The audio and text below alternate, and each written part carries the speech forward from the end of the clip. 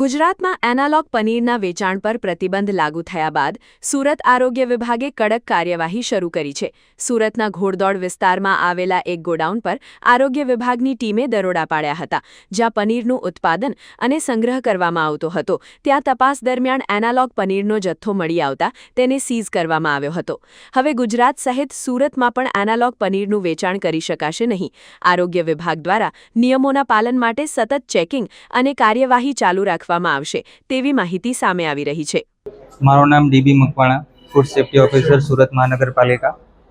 હાલમાં સુરત મહાનગરપાલિકાના અલગ અલગ ઝોન વિસ્તારોમાં ટીમ બનાવીને ડેરી કન્ટેક્સ એનાલોગ જે બી ખાદ્ય પદાર્થો હોય છે એને નાશ કરાવવાની કામગીરી હાથમાં ધરવામાં આવી.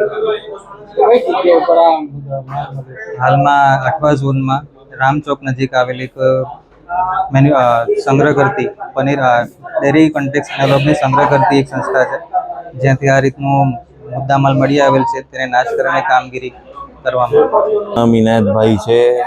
હું એનાલોગ ચીઝ વેચતો હતો, જે કાલે જ સરકારે નિર્ણય લીધો છે, એસએમસીએ નિર્ણય લીધો છે કે કાલ રાતથી આજથી સવારથી બંધ કરવાનું, સેલ કરવાનું.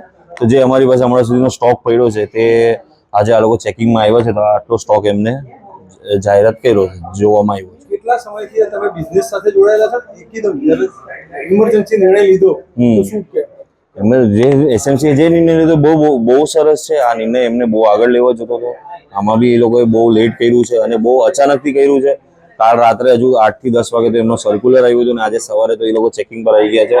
અને હમણાં જે બી અમારી પાસે સ્ટોક પડ્યો છે, જે 1 લાખ થી 1.5 લાખ રૂપિયાનો છે, તે એ લોકો ડિસ્પોઝ કરવાની વાત કરે છે.